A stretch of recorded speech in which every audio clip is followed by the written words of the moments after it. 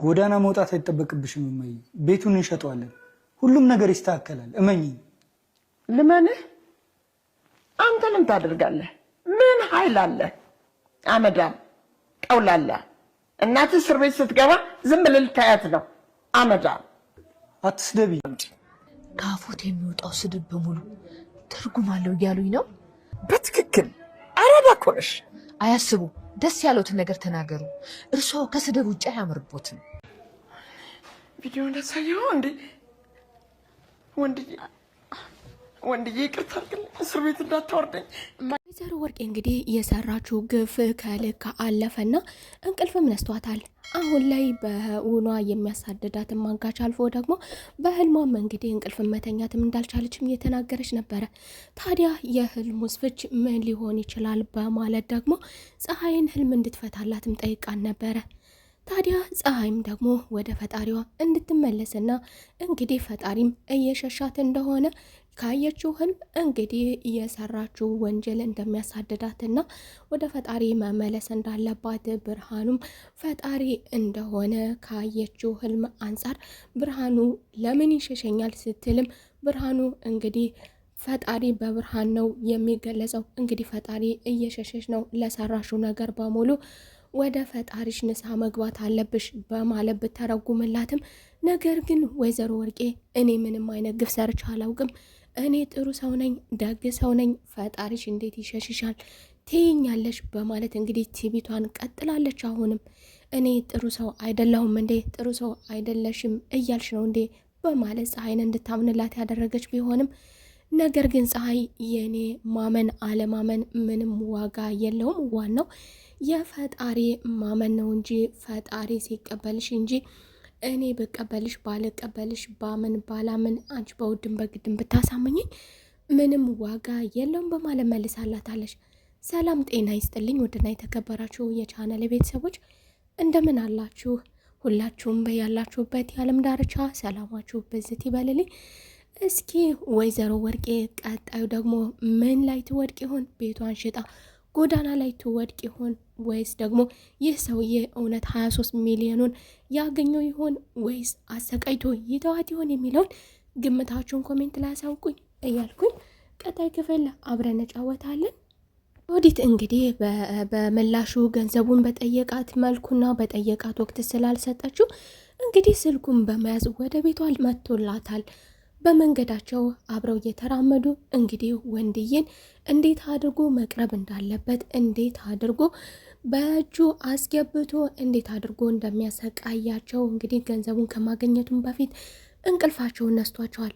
ታዲያ ወንድዬን በመንገዱ በማግኘት ገንዘብ ትሰጠኝ ከሆነ እዚህ ውስጥ ትልቅ ማስረጃ አለ፣ ብዙ ነገር አለ በማለት እንግዲህ የሚስማማኝ ከሆነ ወንድዬ የሚስማማ ከሆነ ለወንድዬ አስማማዋለሁ ያለውን ዛሬ ላይ ደግሞ ወንድዬ ጋር ለመግባባት ደርሷል።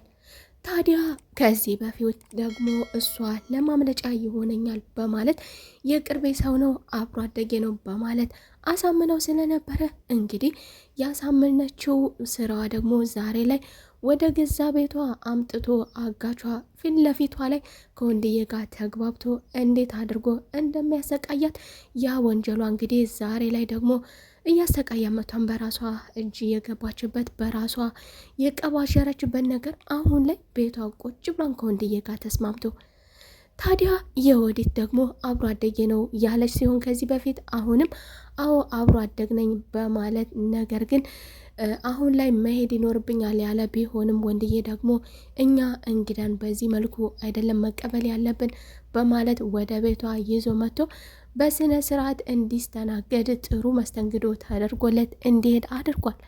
ታዲያ የወዲት በዚህ መካከልም ይሄድ ይመለስ አይሆንም እያለች ራሷን ወንጀለኛ መሆኗን ለማጋለጥም ምንም አልቀራትም ነበረ።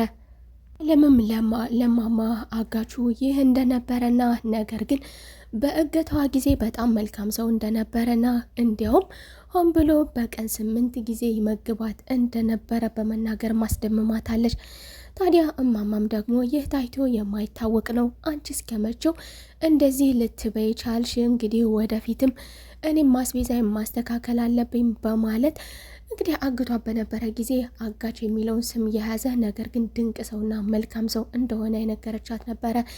ታዲያ እማማም ደግሞ እውነት ነው አጋች ቢሆንም ለእኔም ደግሞ ውለታ ውሎልኛል። ከዚህ በፊት የወዲትን እንግዲህ በማሰቃየት የወዲት ቡና እንድታፈላላት የወዲትን እያዘዘ ማድረግ ያለባትን ነገር ለማማ መተናነስ እንዳለባት እንዴት አድርጎ በተግባር እንዳስተናነሳትም እየተናገረች ነበረ።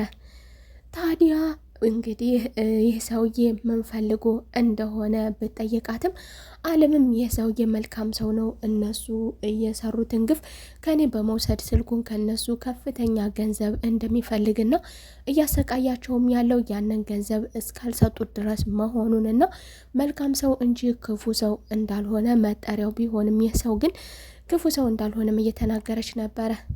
ታዲያ አሁን ላይ ደግሞ አጋቹ ወደ ቤት በመግባት ይህንን የጠየኩትን ገንዘብ ከሰጡኝ በቅርቡ ሀብታም እሆናለሁ በማለት ትልቅ ተስፋ እንዳለውም እየተናገረ ነበረ።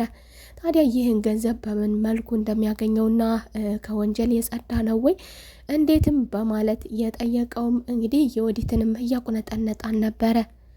ታዲያ ወይዘሮ ወርቄ ደግሞ ምን ማድረግ እንዳለባትና ቤቷን ላለመሸጥ ራሷን እንዴት አድርጋ ወደ እስር ቤት ላለመወርወርም ራሷን እንዴት አድርጋ ማዳን እንዳለባትም እየጣረች ነበረ። ነገር ግን ምንም ያገኘችው መፍትሄ ባለመኖሩ ከልጇም ጋር እየተጋጨች ነበረ። ልጇንም አንተን አስቻለው ብዬ ከምጠራ ይልቅ መከራው ብልህ እናትህን ከመከራ የማትታደግ የማትረባ ልጅ ስትልም ጠርተዋለች።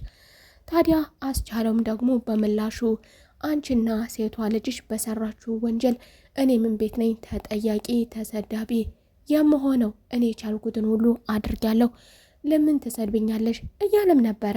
ቻለውም የጠየቀው ብር በእርግጥ ቀላል አይደለም። ነገር ግን እናቴ አንቺን ከእስር ቤት እንዳትገቢ ለማድረግ ቤታችንን መሸጥ ነው ያለን አማራጭ አላት። ቢሆንም ነገር ግን ወይዘሮ ወርቄ በዚህ እድሜ ይህንን የመሰለ ቤትን ሽጬ ጎዳና ላይ አልወድቅም፣ ስለዚህ መፍትሄ ፈልግ በማለት ልጇን ብታስጨንቀውም ነገር ግን እሱ ይህ ገንዘብ ከየትም ተፈልጎ እንደማይገኝና በጓደኞቼ በዘመድ አዝማዶች ጠይቅልኝ ብትለውም ነገር ግን ይህንን የሚያክል ገንዘብ ማንም ሊኖረው አይችልም። ወይዘሮ ወርቄ እንግዲህ ከዚህ በፊት እንኳን እኛ ይቀርና መንግስትም የለውም ያለችለትን ገንዘብ እንግዲህ ዛሬ ላይ ደግሞ በሚገርም ሁኔታ ይህንን ምስኪን ልጇን ፈልገ ካላመጣ እናትህን አትወዳትም በማለት እናቱ እንግዲህ ታሰቃየዋለች። ታዲያ አስቻለውም ደግሞ ያለውና የመጨረሻ አማራጭ ምንም አይነት መፍትሄ የለንም፣ ያለው አማራጭ ቤታችንን መሸጥ ብቻ ነው፣ እስር ቤት ከመወርወርም የሚያድነን እንግዲህ የሰራችሁትም ግፍ መሆኑን ማመንም አለብሽ በማለት ወይዘሮ ወርቄን እንድታምንና ቤቱ እንዲሸጥ ቤቷን እንድትሸጥም እያሳመናን ነበረ። ነገር ግን ወይዘሮ ወርቄ እኔ አይኔን ከፍቼ አይኔ እያየ ወርቄን አልሸጥም፣ ቤቴን አልሸጥም፣ በፍጹም መፍትሄውን እፈልጋለሁ በማለት የሄደችበት መፍትሄ ፍለጋ የሄደችበት ቦታ ደግሞ በእጅጉ ያስገርምና ያስደንቅ ነበረ። ታዲያ ወይዘሮ ወርቄ ደግሞ በአሁኑ የሄደችው እምበሉት እምጠጡት የላችሁም አመዳም ግርጣታም ስትል ወደ ነበረው ወደ ወንድዬ እናት ነበር የሄደችው።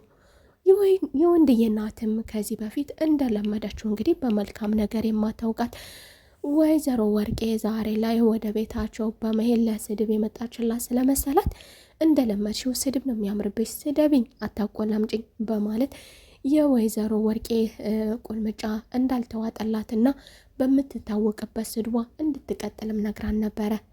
ታዲያ ወይዘሮ ወርቄም ደግሞ አሁን ላይ የመጣችው ለማባበል ለመለመን፣ እንዲሁም ደግሞ እኔ እኮ ልማዱ ሆኖብኝ ነው እንጂ እንደርሶ ያለ ቆንጆ የለም እያለች እንግዲህ ያለ ባህሪዋ የሄደችበት ነገር እንዳላማረባትና እንደለመደባት በስድቧ እንድትቀጥል አድርጋት እሷም እንግዲህ ክብረ ቢስነቷ በስድቧም ቀጥላለች። ወይዘሮ ወርቄም ችግር ውስጥ እንዳለችና ብዙ ገንዘብ እንደሚያስፈልጋት ይህ ገንዘብ ቀላል እንዳልሆነና ገንዘቡ ደግሞ ለእሷ ቤቷንም እንዲሸጥ ስለማትፈልግ ለእሷ ምናልባት ቀላል ነው በማለት እንግዲህ ባለማፈር ይህንን የሚያክል ገንዘብ ጠይቃታለች። ታዲያ እማማም ደግሞ እኔ እኮ እኔን ገንዘብ ጠየቁኝ በማለት በትንግርት በግርም ትመልሳላታለች። ታዲያ አዎ አታጭም፣ ከኔ አንቺ ትሻለሽ፣ መፍትሄ አታጭም፣ ችግር ላይ ነኝ፣ ገንዘብ ፈልጊልኝ በማለትም ጠይቃታለች። እንግዲህ አስቻለውም መከራውን እያየ ፀሐይም ካጠገቡ በመሆን ቤተሰቦቹ ችግር ባመጡበት ችግር እሱ በመሰቃየቱ እንግዲህ ዛሬ ላይ ከዚህ በፊት ትጠላው እንደነበረና እሷም ጥላቿም ደግሞ እሱ በጠራት መጠሪያ ሰራተኛ በመሆኗ አሳንሶ በመጥራቱም ነበረ። ታዲያ ዛሬ ላይ ደግሞ ስለ ፀሐይ መልካምነት በፍቅሯ ብቻ ሳይሆን በክፉ ጊዜያቸውም አብራቸው መሆኗ ደግሞ ላስቻለው በእጅጉ አስገርሞት ዛሬ ላይ አንቺን በማሰቃየቴ አንቺን በማጣጣሌ በእጅጉ አሁን ላይ እያሳፈረኝና እየዘገነነኝ ነው ሲልም ይቅርታም ጠይቋታል። ፀሐይም ደግሞ በጣም የሚገርመኝና የሚያሳዝነኝ ያለ ኃጢአትህ እነሱ በሰሩት አንተ በመሰቃየትህ ነው እያለች ከጎኑ በመሆኗ አብሯነቷንም እያሳየችው ነበረ። እንግዲህ ወይዘሮ ወርቄ ግቢውን አልፋ ወደ ውስጥ ስትገባ ደግሞ እንግዲህ ሶፋው ላይ ደልቀቅ ብሎ ተቀምጦ የወዲትን እያሳቀቀና እያንገላታ እንግዲህ ገንዘቡን በመጠየቅ እነ የወዲት ይህንን ሰው በማየታቸው ብቻ ዋጋ እንደሚከፍሉ እንቅልፍ እንደሚነሳቸው እይታው ብቻ ሰውየውን በማየታቸው ብቻ ሰላማቸውን የሚያጡ የነበሩ ሰዎች ዛሬ ላይ ደግሞ እንዴትም ብሎ ወንድዬ ጋር ተግባብቶ ከቤቱ መጥቶ ሶፋው ላይ ጉብ ብሎላታል። ታዲያ ወይዘሮ ወርቄ ደግሞ አሁን ላይ የሰራችውን ግፍ እያንዳንዷን ግፍ አሁን ላይ በራሷ አንደበት እንግዲህ ለወንድዬ እየተናዘዘችም ነበረ። ወንድዬ ምን ሆነዋል? ቀልዶት እኮ አይጠገብም፣ ቀልዶት ገራሚ ነው እያለ የነበረው ወንድዬ ዛሬ ላይ ደግሞ የሰሩትን ግፍ ያሳየባት ስለመሰላት አንድ በአንድ እየተናዘዘች ነበረ።